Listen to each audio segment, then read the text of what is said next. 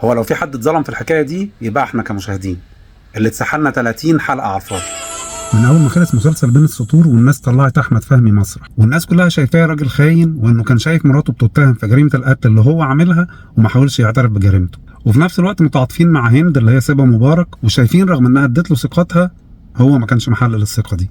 بس الحقيقه ان هند سالم نموذج مثالي للشخصيه التوكسيك، لان هند كانت عامله بالظبط زي ماركه النحل اللي بتقتل الذكر بمجرد ما يخلص مهمته.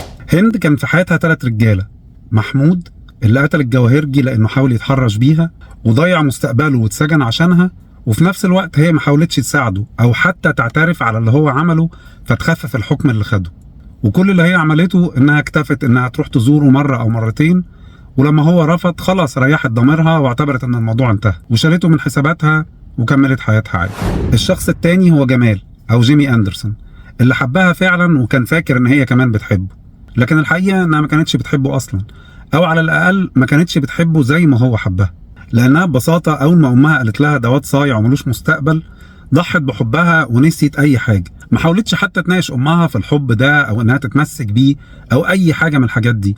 اول ما امها قالت لها لا هي وافقت عادي جدا وراحت لجمال وقالت له كل اللي بينا انتهى وانسى اي حاجه بينا وما تحاولش تتصل بيا تاني. يعني باختصار اختارت نفسها واختارت مستقبلها وبدتهم عن جمال اللي المفروض انه كان حب عمرها. الراجل الثالث هو حاتم اللي ارتبطت بيه علشان اسم عيلته وعلشان مستقبله المضمون، واللي ساعدها بشكل كبير جدا انها تحقق طموحاتها في انها تكون مذيعه مشهوره.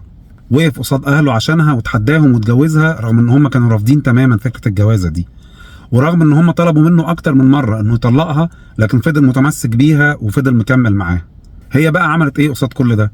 كانت مطلعه ميتين اللي جابوه، ما خلتهوش يشوف يوم واحد عدل، وطول الوقت مبديه شغلها عليه. قتلت الطفل اللي كان حاتم نفسه فيه، رغم ان الطفل ده لو كان جه كان ممكن يحسن بشكل كبير جدا العلاقه اللي ما بينهم، لكن للمره المليون هي بتحط نفسها قبل اي حاجه في الدنيا وقبل اي حاجه اي حد تاني عايزها. وفوق بعد كل ده فضلت ماسكه العصايه من النص بالنسبه لموضوع جيمي. هي صحيح ما كانتش حاتم معاه، لكن ما كانتش برضه قافله كل السكك قصاد جيمي. يعني هي مش عايزه تخون حاتم لكن عايزه جيمي يفضل موجود حواليها طول الوقت. بعد كل ده ما ينفعش نشوفها مظلومه. هند كانت اكتر شخصيه انتهازيه وصوليه واكتر شخصيه توكسيك في المسلسل، ولو في حد كان مظلوم في الحكايه دي كلها فهم ال3 رجاله اللي كانوا موجودين في حياتها.